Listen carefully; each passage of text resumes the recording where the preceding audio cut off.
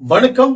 இது உங்கள் political park. நான் உங்கள் நண்பன். இன்றைய தினத்துல ஐயா மு.க. ஸ்டாலின் அவர்கள் மேல 1 கோடி ரூபாய் மான நஷ்டீடு போட்ட ஒரு அமைச்சர், அவரை பத்தி பார்ப்போம். இது வெள்ளை அறிக்கை அல்ல, இது வெற்று அறிக்கை அப்படின்னு சொன்ன ஒரு முன்னாள் அமைச்சரை பார்ப்போம். தொடர்ந்து இந்த வீடியோக்குள்ள நிறைய கண்டென்ட் வச்சிருக்கிறேன். ஒவ்வொன்றா பார்த்தீங்கன்னா செம்ம என்டர்டைன்மெண்டா இருக்கும். இன்னைக்கான நியூஸ்கள் எல்லாம் இந்த வீடியோக்குள்ள ஃபுல்லாவே இருக்கு. நீங்க பார்த்து என்ஜாய் பண்றதுக்கு உங்களுக்கு நல்ல ஒரு ஆப்பர்ச்சுனிட்டி. நம்ம வீடியோக்களை பார்ப்பதுதான். இந்த சேனலை சப்ஸ்கிரைப் பண்ணுங்க, இங்க இருக்கிற கியூஆர் கோடை பயன்படுத்துங்கன்னு சொல்லிட்டு முதல்ல நம்ம இந்த வீடியோக்குள்ள நாம டக் டக் டக் டக்குன்னு போயிடலாம். முதல் விஷயத்தை நான் எதை பேச போறேன்னு பாத்தீங்கன்னா, அதாவது விஜய் அவர்கள், சிஎம் விஜய் அவர்கள் இன்று வைகோவை சந்தித்தார் அப்படிங்கிறது ஒரு செய்தி. ஏன் சந்தித்தாரு, எதுக்காக சந்திச்சாரு அப்படின்னு கேக்குறீங்களா? அதுக்கெல்லாம் காரணம் பின்னாடி பெரிய அரசியல் இருக்கு. இந்த அரசியல் எதை நோக்கி போகுதுன்னு பாத்தீங்கன்னா, கிட்டத்தட்ட தாவேக்காவுல எல்லாத்தையும் இணைச்சிடணும். எல்லா கட்சிகளும் போன டைம் எல்லாரும் திமுகவுல தான் அதிகம் பேர் இருந்தாங்க. கிட்டத்தட்ட 24 கட்சிகள் இருந்துச்சு திமுகவுல. இன்னைக்கு பாத்தீங்கன்னா திமுக எத்தனை கட்சிகள் இருக்குன்னு சொல்லிட்டு விரலட்டு எண்ணிடலாம், அந்த மாதிரிதான் இருக்கு. ஆனா இன்னும் அங்கதான் இருக்காங்க. ஆனா எல்லா கட்சிகளையும் தாவேக்கா அலேக்கா தூக்கிட்டு இருக்கு. இந்த பக்கம் அதிமுகவில இருந்து ஆட்களை தூக்குது, இந்த பக்கம் இருந்து கட்சியவே தூக்குது. கிட்டத்தட்ட எல்லாரும் இப்ப அதுக்குதான் பதட்டப்படுறாங்க, வேற எதுவும் கிடையாது. அததான் துரை வைகோ அவர்கள் கடந்த கால நாட்கள்ல சொன்னார். என்னன்னு பாத்தீங்கன்னா, ஒரு தொகுதியில் நின்னாலும் எங்க சின்னத்துல நாங்க நின்றுக்கணும், நாங்க தப்பு பண்ணிட்டோம் அப்படின்னாரு. ஏன்னு கேட்டீங்கன்னா, பம்பரம் சின்னத்துல நிக்காம 4 தொகுதியிலும் பாத்தீங்கன்னா உதயசூரியன் சின்னத்தில் நின்றுருக்காங்க. அதுல 2 தொகுதி ஜெயிச்சிருக்காங்க. இன்னைக்கு பம்பரம் தொகுதியில் நின்று இருந்தாங்கன்னா இவங்க இருக்காங்க பாத்தீங்களா, அண்ணன் திருமாவளவன், கம்யூனிஸ்ட் கட்சிகள் 2, முஸ்லீம் லீக், இவங்களோட அண்ணனும் ஜாயிண்ட் ஆயிருப்பாரு ஐயாவும். ஆனா அதுக்கு வாய்ப்பு இல்லாம போச்சே அப்படிங்கிறதுக்காக ஒரு மன வருத்தத்தில் இருக்காரு. ஆனா இன்னைக்கு எல்லாம் பாத்தீங்கன்னா ஐயா குலுங்கி சிரிக்கிறாரு. நேற்று தினத்துல ஆதவர்ஜினாவை பார்த்துட்டு குலுங்கி சிரிச்சாரு. நான் நேற்று வீடியோ போட்டேன். இன்னைக்கு பாத்தீங்கன்னா விஜய் சார் பார்த்துட்டு அப்படியே குலுங்கி சிரிச்சு அவரோட சந்தோஷத்தின் எல்லைக்கே போயிட்டாரு. அந்த மாதிரி சூப்பரான நிகழ்வா இருந்துச்சு. அது உண்மையிலே கண் கோடி வேணும், அந்த மாதிரி இருந்துச்சு.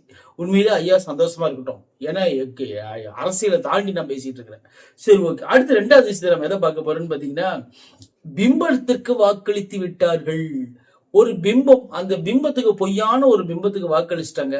இந்த 35 நாள்லயே அந்த பொய்யான பிம்பத்துக்கு வாக்களிச்சிட்டுன்னு சொல்லி மக்கள் வருத்தப்பட்டு இருக்கிறாங்க.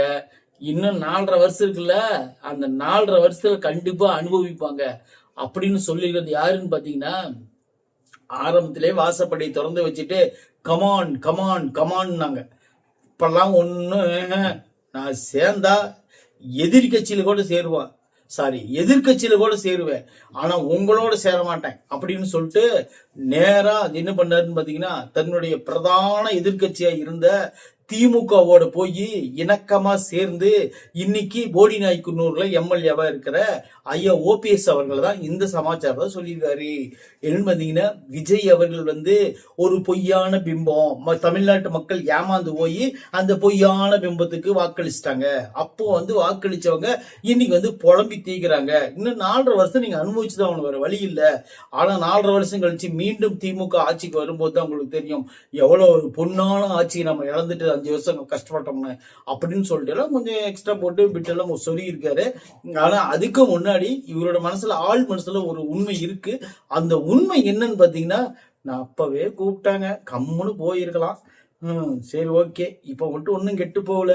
ஏதோ இவங்க மாதிரி ஏதோ சந்தடி சாக்கள் ஏதோ சிந்து பாடலான்னு பாக்குறேன். சரி, இருந்தாலும் இப்பதான் வந்திருக்கிறோம், வந்த உடனே நம்ம எப்படி வெளியே போடலாம்னு சொல்றது. சரி, இருக்கட்டும். இந்த ஒரு தேர்தல் முடியட்டும், அடுத்த தேர்தல் என்னன்னு பார்த்துட்டு அப்புறம் முடிவு எடுத்துக்கலாம்னு சொல்லிட்டு வெயிட்டிங் லிஸ்ட்ல இருக்க அப்படின்னு சொல்லி வட்டாரத்துக்குள்ள பேசிட்டு இருக்கிறாங்க. நான் சொல்லல. சரி, 3வது விஷயத்தை நம்ம என்ன பார்க்க போறோம்னு பாத்தீங்கன்னா, மாநிலம் முழுவதும் கட்டணமில்லா பேருந்து. இதுதான் விஜயண்ணன் முதல் சொன்னார். என்னன்னு பாத்தீங்கன்னா, நான் பதவியேற்ற உடனே அனைத்து மகளிருக்கும் எல்லா பேருந்திலும் இலவசம். அது பார்த்தீங்கன்னா அனைத்து மகளிருக்கும் எல்லா அரசு பேருந்துகளிலும் இலவசம். நீங்க எங்க வேணாலும் பயணிக்கலாம், எல்லா இடத்துலயும் பயணிக்கலாம், எல்லாத்துக்கும் இலவசம் அப்படின்னு சொல்லிட்டு ஒரு சூப்பரான ஒரு ஸ்டேட்மெண்ட் சொன்னார். ஓகே, அதன்படி நடந்துச்சான்னு கேட்டீங்கன்னா இதுவரையிலும் இல்லை. இப்போ வந்து நகர பேருந்துகள் மட்டும்தான் பண்ணிட்டு இருக்காங்க. அடுத்தது பார்த்தீங்கன்னா கண்டிப்பா இந்த வரும், கூடிய விரைவில் வரும், கவலைப்படாதீங்க, இந்த மக்களை யாரும் நான் ஏமாத்த மாட்டேன் அப்படிங்கிற அறிக்கையை கொடுத்துருக்காரு.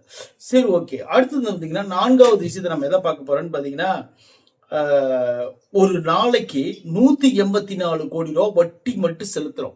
தமிழ்நாடு கடன் வாங்கின கடனுக்கு ஒரு நாளைக்கு 184 கோடி ரூபாய் வட்டி மட்டும் செலுத்திட்டு இருக்கிறோம்.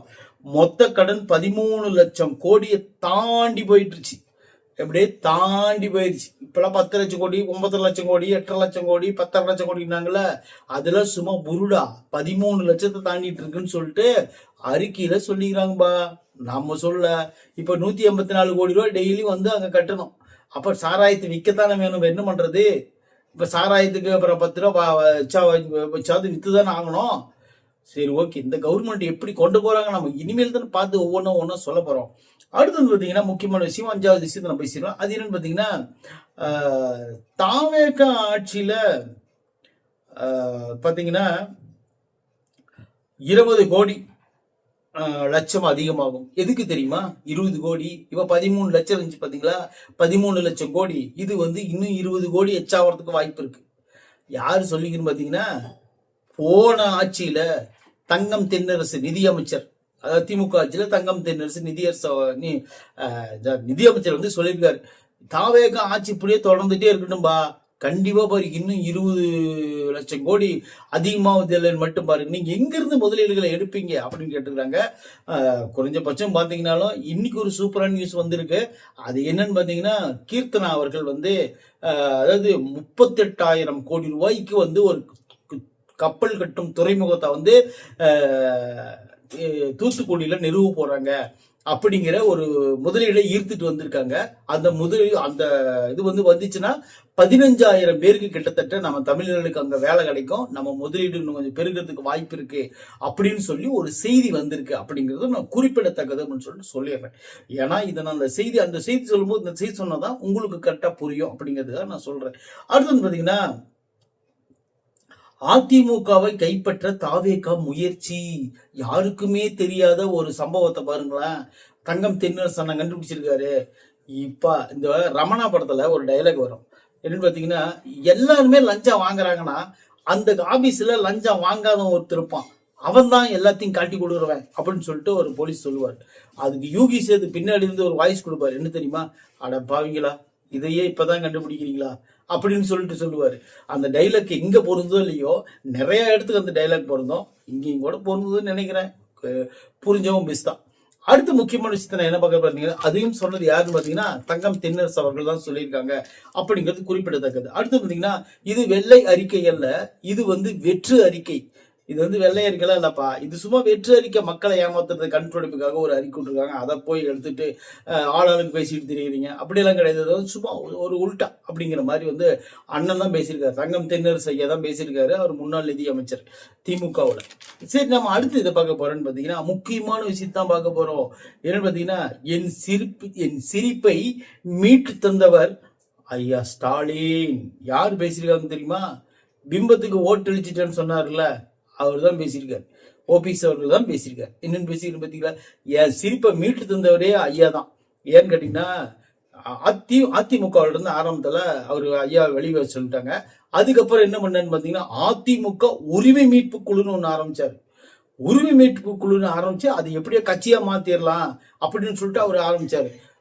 இவர் ஒரு கட்சி ஆரம்பிச்சு இவர் தலைவரான்னு பார்த்தாங்க. இப்ப என்ன வச்சுன்னு பாத்தீங்கன்னா அங்க கூட இருந்த எம்எல்ஏக்கள் எல்லாம், முன்னாள் எம்எல்ஏக்கள் எல்லாம் ஒன்னொன்னா கல்டு வைத்தியலகம் ஐயால இருந்து எல்லாம் கல்டு வந்து அந்த திமுக சேரங்காட்டி இவருக்கு சலிச்சு போச்சு. சரி, ஓகே, இவங்களெல்லாம் வச்சுக்கிட்டு ஒரு சோழியும் பார்க்க முடியாது, பேசாம நாமளும் கட்சி கழிச்சிட்டு நாமளும் வந்து சேர்ந்துக்கலாம்னு சொல்லிட்டு இவருக்கு வந்து சேர்ந்துக்கிட்டாரு. இன்னைக்கு வந்து என்னாச்சு தெரியுமா? ஓபிஎஸ் அவர்கள் சொல்லியிருக்காங்க, சிரிப்பு நான் வந்து ரொம்ப நாளா சிரிக்கவே இல்லை, என்னை சிரிக்க வச்சதே ஐயா ஸ்டாலின் தான், உண்மையிலே அவருக்கு ரொம்ப நன்றின்ற. உண்மையிலே ஒரு நன்றி ஸ்டாலின் அண்ணா ஐயா வந்து அவருக்கு வந்து ஒரு ஒரு அது அவருக்கு 1008 விமர்சனங்கள் நம்மளுக்கு அவருக்கு இருக்கலாம். அவருக்கு வந்து நான் தமிழ்நாட்டு மக்களுக்காக உண்மையிலே உழைச்சவர். அவர் மிஸ்ஸாவெல்லாம் பார்த்தவர்னா உண்மையை சாதாரண விஷயமா இல்லை தானே? கரெக்டாக பெரிய பெரிய ஒரு நம்பிக்கைக்குரிய ஆள் தான். அவர் வந்து ஒரு மனுஷனை வந்து எக்காரணத்து கூட அழிக்கணும் அப்படின்னு நினைக்க மாட்டாரு. அவர் முடிஞ்ச அளவுக்கு வந்து அவர் கூட இருக்கிறவங்களை வந்து சந்தோஷமா பார்த்துக்குவாரு. அந்த வகையில் தான் ஓபிஎஸ் அவர்கள் பேசியிருக்கிறது இன்னைக்கு குறிப்பிடத்தக்கது அப்படின்னு சொல்லிட்டு நான் சொல்லிடுறேன். அதாவது பார்த்தீங்கன்னா, அடுத்த 20 ஆண்டுகளுக்கு திட்டம் தயார் செய்யும் விஜய், சென்னை சர்வதேச நகரமாக தீவிரம். அடுத்து 20 வருஷத்துக்கான திட்டத்தை விஜய் அவர்கள் வந்து கையில வச்சிருக்காரு சிஎம் சார். அது என்னன்னு பாத்தீங்கன்னா, சென்னை மாநகரத்தை சர்வதேச நகரமா, அதாவது பாத்தீங்கன்னா நீங்க வந்து ஒரு 20 வருஷம் கழிச்சு சென்னையில வந்து இறங்கினீங்கன்னா இது சென்னையா சிங்கப்பூரா அப்படின்னு சொல்லிட்டு உங்களுக்கு தெரியாது. இன்னைக்கு என்ன 2026 46 நீங்க வந்தீங்கன்னு வச்சுக்கோங்களா, பிளைட் விட்டு வெளிநாட்டுக்குன்னு போறீங்க, 20 வருஷம் கழிச்சு நீங்க விசால திரும்பி வர்றீங்க, வந்த உடனே தமிழ்நாட்டுல இறங்குறீங்க, இறங்கினோடனே உங்களுக்கே டவுட்டா போயிடும். ஏன்னா அது இப்பதான் நம்ம துபாயில பஸ் ஏறணும், துபாயில பிளைட் ஏறணும், இங்க வந்து இறங்கணும், இங்க துபாய் மாதிரி இருக்குது.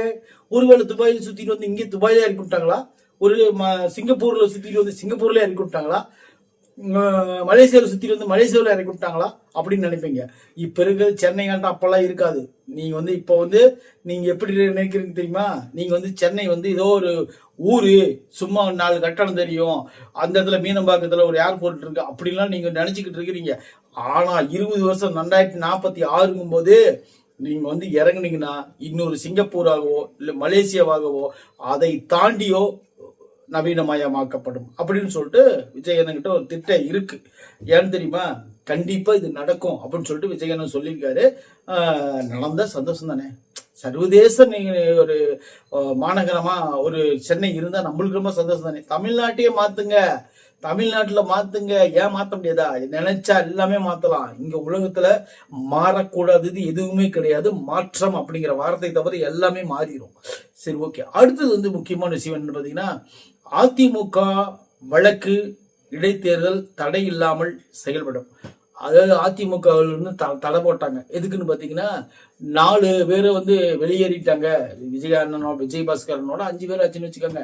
அடுத்து சிவி சண்முகனோட 6 பேர், எத்தனை பேரோ வந்தாலும் சரி எல்லாத்துக்கு மேலே வந்து தடை போட்டார். யாருன்னு பாத்தீங்கன்னா அதிமுக.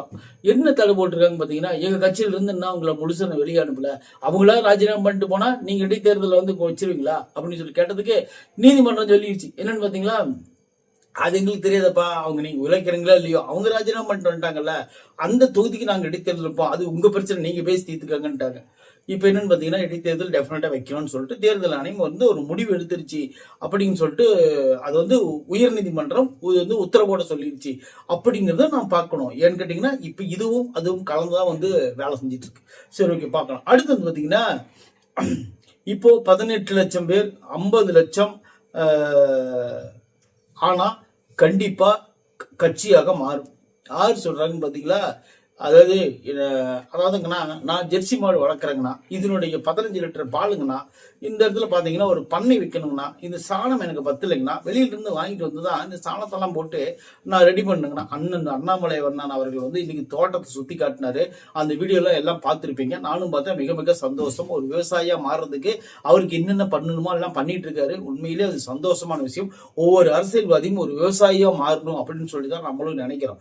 இன்னைக்கு அவர் தான் சொல்லியிருக்காரு, இன்னைக்கு 17 லட்சமா இருக்கக்கூடிய, 18 லட்சமா இருக்கக்கூடிய என்னுடைய வாக்காளர்கள் வந்து, என்னுடைய ஆதரவாளர்கள் வந்து 50 லட்சமா மாறிட்டாங்கன்னா டெஃபினட்டா இது ஒரு கட்சியை நான் அறிவிச்சிருவேன் அப்படின்னு சொல்லிட்டு அண்ணன் பேசியிருக்கிறது குறிப்பிடத்தக்கது. அதாவது கட்சி ஆரம்பிச்சு வந்து பாத்தீங்கன்னா இப்போ ஒரு 5-10 நாளுக்குள்ளதான் இருக்கும். அதுக்குள்ளேயே பாருங்க 18 லட்சம் பேர் ஒரு ஆதரவு தெரிவிச்சிருக்காங்கன்னா இது ஒரு பெரிய விஷயம் தான். இது எந்த மாற்று கருத்தும் கிடையாது. கண்டிப்பா அண்ணாமலை வந்து ஒரு கட்சி ஆரம்பிப்பாரு, அது பெரிய அளவில் பேசப்படும் அப்படிங்கறதெல்லாம் எந்த மாற்று கருத்தும் கிடையாது. அவரையும் எதிர்க்க தயாராகிக்காங்க.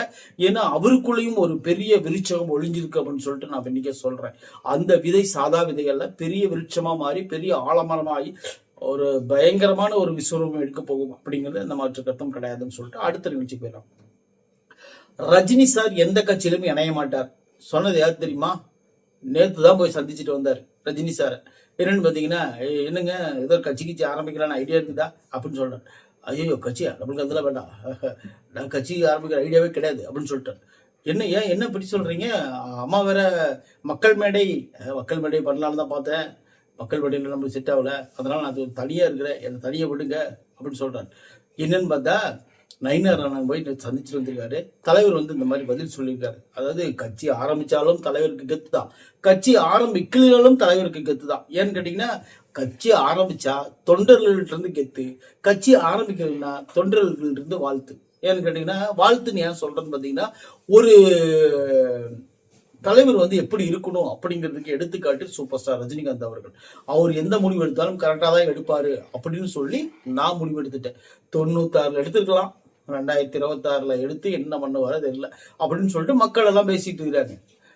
அவர் 2026 2046 ஆனா கூட அவர் எடுப்பாரு, உங்களுக்கு என்ன பிரச்சனை அப்படின்னு சொல்லிட்டு அங்க பேசிட்டு இருக்கிறாங்க அவங்க. இவங்க என்ன சொல்றாங்க, 2046 வேண்டாம், ஒரே மட்டும் 2066 எடுத்து சொல்லிருக்குன்னு சொல்லிட்டு இவங்க பேசிட்டு இருக்காங்க. ஆக மொத்தம் சூப்பர் ஸ்டார் அவர்கள் எங்க நின்னாலும் அவர் சூப்பர் ஸ்டார் தான். சரி, அடுத்த நிகழ்ச்சியை நம்ம போயிடலாம். அது என்னன்னு பாத்தீங்கன்னா, முக்கியமான விஷயம், இதை வந்து நான் பேசியே ஆகணும்.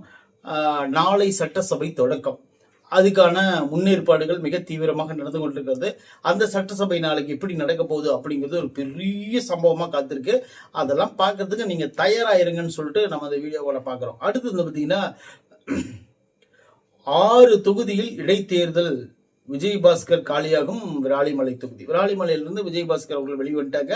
அதனால வந்து இத்தனை நாள் 5 தொகுதியா இருந்துச்சு, இன்னைக்கு இருந்து 6 தொகுதி. மதுராங்காந்தகம், அப்புறம் வந்து அம்பாசமுத்திரம், அப்புறம் வந்து பார்த்தீங்கன்னா குறிப்பா சொல்லணும்னு பார்த்தீங்கன்னா, உங்களுக்கு தெரியும் பெருந்தனி தொகுதி ஜெயக்குமார் அவர்கள், நிறைய இருக்கு, இன்னும் 5 தொகுதி, திருச்சி கிழக்கு, அப்புறம் வந்து பார்த்தீங்கன்னா விராலிமலை, இதெல்லாம் வரப்போகுது. அடுத்து இன்னும் நிறைய வரப்போகுது, வரட்டும். என்னென்ன இங்கெங்க நடக்குதோ எல்லாத்தையும் நான் உங்ககிட்ட சொல்றதுக்கு தான் நான் தயாரா இருக்கிறேன். அடுத்து இந்த முக்கியமான விஷயம் நான் என்ன பார்க்க போறேன்னு பார்த்தீங்கன்னா,